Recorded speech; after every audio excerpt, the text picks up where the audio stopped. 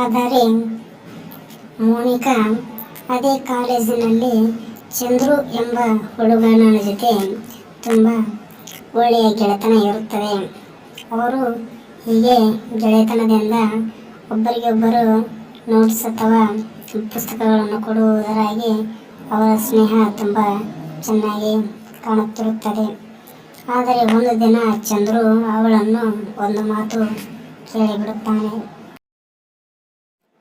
ಆದರೆ ಮೋನಿಕಾ ಅದೇ ಕಾಲೇಜಿನಲ್ಲಿ ಚಂದ್ರು ಎಂಬ ಹುಡುಗನ ಜೊತೆ ತುಂಬ ಒಳ್ಳೆಯ ಗೆಳೆತನ ಇರುತ್ತದೆ.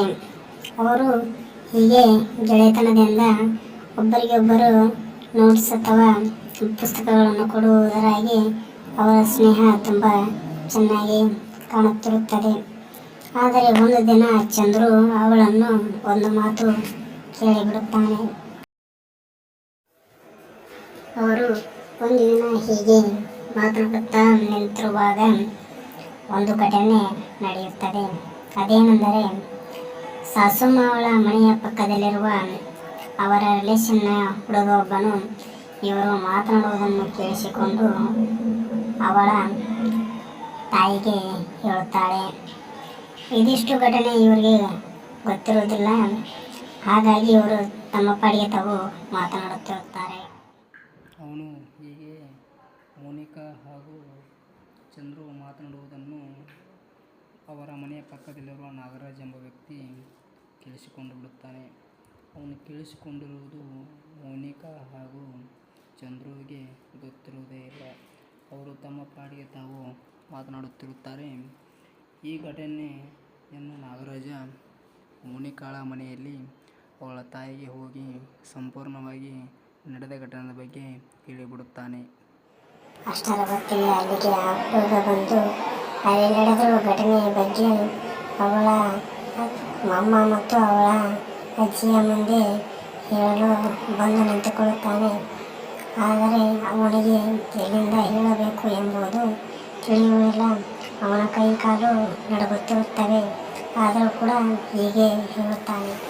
ಅಯ್ಯೋ ಸಾಸಮ್ಮ ಮತ್ತು ಚಂದ್ರಕಾಂತಿ, ನಿಮ್ಮ ಮಗಳು ಬೇರೆಯವರ ಜೊತೆ ಚಕ್ಕಂದ ಆಡ್ತಾ ಇದ್ದಾಳೆ. ಅವರು ಬೇರೆಯವರ ಜೊತೆ ಮಾತನಾಡುತ್ತಾ ನಿಂತಿದ್ದಾಳೆ. ಅವಳು ನನಗೆ ಅನಿಸಿದ ಮಟ್ಟಿಗೆ ಯಾರನ್ನಾದರೂ ಲವ್ ಮಾಡುತ್ತಿರಬೇಕು. ಹೋಗಿ ವಿಚಾರಿಸಿ ಆಂಟಿ, ನಾನು ಹೇಳ್ತಾ ಇರೋದು ನಿಜ. ಅವಳು ಯಾರೋ ಚಿಕ್ಕಂದ ಆಡ್ತಾ ಇದ್ದಾಳೆ. ಪಬ್ಲಿಕ್ನಲ್ಲಿ ನಿಂತ್ಕೊಂಡು ನಿನ್ನ ಮಾನ ಮರ್ಯಾದೆ ತೆಗಿತಿದ್ದಾಳೆ ಅವಳು. ಹೋಗಿ ಜಲ್ದಿ ಹೋಗಿ ಅವಳನ್ನು ನೋಡಿ. ಅಯ್ಯೋ ಇದೆಂಥ ಕರ್ಮ ಗುರು. ಏ ಮುಟಾಳ ಹುಡುಗ, ನೀನು ಹೇಳ್ತಾ ಇರೋದು ನಿಜಾನಾ ಅಥವಾ ತಪ್ಪ? ನನ್ನ ಮೊಮ್ಮಗಳು ಆ ಥರ ಅಲ್ಲ, ಅವಳು ತುಂಬ ಒಳ್ಳೆಯವಳು.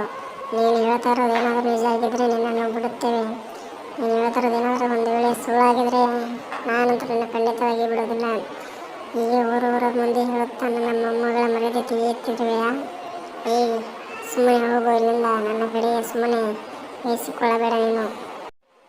ಅತ್ತೆ, ಇವಳು ಹೇಳೋದು ನಿಜ ಇರಬೇಕಂತ ಕಾಣಿಸುತ್ತೆ. ನನ್ನ ಮಗಳ ಮೇಲೆ ನನಗೆ ಆವಾಗಲೇ ಡೌಟ್ಗಳು ಬಂದಿತ್ತು. ಅವಳು ಈ ಥರ ಕೆಲಸ ಮಾಡ್ತಾಳೆ ಅಂತ ನನಗೆ ಮುಂಚಿತವಾಗಿ ಗೊತ್ತೇ ಇತ್ತು. ಆದರೆ ನನಗೆ ಎಷ್ಟು ಜಲ್ದಿ ಈ ಥರ ಮಾಡ್ತಾಳೆ ಅಂತ ಅಂದ್ಕೊಂಡಿರಲಿಲ್ಲ. ಅತ್ತೆ, ಈ ಹುಡುಗ ಹೇಳ್ತಿರೋದು ನಿಜ ಅನಿಸುತ್ತೆ. ಈ ಹುಡುಗ ನೀನು ಹೇಳ್ತಾ ಇರೋದು ನಿಜಾನ ಅಥವಾ ಸುಳ್ಳ ಎಂದು ಬಗಳು. ಸುಮ್ಮನೆ ನನ್ನ ತಲೆ ಹಾಪು ಮಾಡಬೇಡ. ನಾನು ಅದೇನಾದರೂ ನಿಜವಾಗಿತ್ತಂದರೆ ನಿಮ್ಮನ್ನು ಸುಮ್ಮನೆ ಬಿಡುತ್ತೇನೆ. ಅದೇನಾದರೂ ಒಂದು ವೇಳೆ ನಿಜ ಆಗದೇ ಇದ್ದರೆ ನಿನ್ನ ನಾನು ಸುಮ್ಮನೆ ಬಿಡೋದಿಲ್ಲ. ಹೇಳು, ಎಲ್ಲಿ ಮಾತನಾಡುತ್ತಿದ್ದಾರೆ, ಏನಾಯಿತೆಂಬುದು ಪೂರ್ಣವಾಗಿ ಹೇಳು ಸುಮ್ಮನೆ. ಇಷ್ಟು ಹೊತ್ತು ಮಾತನಾಡಿ ಆ ಹುಡುಗ ಅಲ್ಲಿಂದ ಹೊರಟು ಹೋಗುತ್ತಾನೆ. ಮತ್ತು ಸಾಸುಮ್ಮ ಮತ್ತು ಚಂದ್ರಕ ಕೂಡ ಅವರ ಮನೆಗೆ ಹೋಗುತ್ತಾರೆ. ಅಷ್ಟರೊಳಗಾಗಿ ಮೋನಿಕಾ ಮತ್ತು ಅವಳ ಬಾಯ್ ಫ್ರೆಂಡ್ ಚಂದ್ರು ಕೂಡ ಅಲ್ಲಿಗೆ ಬಂದಿರುತ್ತಾರೆ. ಅವರ ಮನೆಯಲ್ಲಿ ಸ್ವಲ್ಪ ಹೊತ್ತು ಮಾತುಕತೆಯಾಗುತ್ತದೆ. ಮಾತುಕತೆ ಆದ ನಂತರ ಅವಳ ತಾಯಿಯ ನಿರ್ಧಾರ ಕೂಡ ಹಾಗೆ ಆಗಿರುತ್ತದೆ. ಕೊನೆಗೆ ಅವರಿಬ್ಬರು ಒಂದಾಗುವರೆಂಬುದು ಇಲ್ಲಿ ಕಾಣುತ್ತದೆ ಎಂಬುದು ಹೇಳುತ್ತೇನೆ. ನೋಡು ಅಮ್ಮ, ನಾನು ಪ್ರೀತಿಸ್ತಾ ಇರೋ ಹುಡುಗ ಇವನೇ. ಇವನು ಸಾಫ್ಟ್ವೇರ್ ಇಂಜಿನಿಯರ್ ಆಗಿರುತ್ತಾನೆ. ನಾನು ನನ್ನ ಪ್ರೀತಿಸುತ್ತಾ ಇರೋದು ಕಾಲೇಜಿನಿಂದಲೇ. ನಮ್ಮ ಪ್ರೀತಿಯನ್ನು ಒಪ್ಪಿಕೊಂಡು ನನಗೆ ಮದುವೆ ಮಾಡಿಸಿ ಅಮ್ಮ.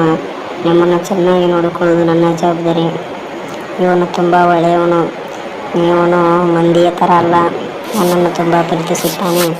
ಇವಳಿಗೆ ತಂದೆ ತಾಯಿ ಯಾರೂ ಇಲ್ಲ, ನಾವೇ ತಂದೆ ತಾಯಿ ಎಂದು ತಿಳಿದುಕೊಂಡಿದ್ದಾನೆ. ಅಮ್ಮ, ದಯವಿಟ್ಟು ಒಪ್ಪಿಕೋ ಪ್ಲೀಸ್. ಸರಿ ಅಮ್ಮ, ನಿನ್ನ ಆಸೆ ನನ್ನ ಆಸೆ. ಆದರೆ ನೀನು ನನ್ನ ಜೊತೆ ಈ ಥರ ನಡ್ಕೊಂತ ಅಂತ ಅಂದ್ಕೊಂಡಿರಲಿಲ್ಲ. ನೀನು ಅವನ ಹಿಂದಿಗೆ ನಮ್ಮನ್ನು ಬಿಟ್ಟು ಓಡಿ ಹೋಗುತ್ತೆ ಎಂದು ತಿಳಿದುಕೊಂಡಿದ್ದೆ. ಆದರೆ ನನ್ನ ಮಗಳು ತುಂಬ ಜಾಣಳು, ನನಗೆ ಗೊತ್ತಿತ್ತು. ಸರಿ, ನಿನ್ನ ಇಷ್ಟ ಬಂದಿದೆ. ಆಗಲಿ, ಇವನ ಜೊತೆಗೆ ನಿನ್ನ ಮದುವೆಯನ್ನು ನಾನು ಮಾಡುತ್ತೇನೆ. ನೀವು ಸುಖವಾಗಿರುವುದೇ ನಮ್ಮ ಸಂತೋಷ. ನಿಮ್ಮ ಮದುವೆ ಈ ಸದ್ಯ ನಾನು ಮಾಡಿಬಿಡುತ್ತೇನೆ. ನೀವು ಚೆನ್ನಾಗಿರುವುದು ಸಮ ನಮ್ಮ ಆಸೆ ಕೂಡ. ಈ ಕಥೆಯಿಂದ ನಮಗೇನು ಅರ್ಥವಾಗುತ್ತದೆ ಎಂದರೆ, ಮಕ್ಕಳ ಪ್ರೀತಿಯೇ ತಂದೆ ತಾಯಿ ಪ್ರೀತಿಯಾಗಿರುತ್ತದೆ.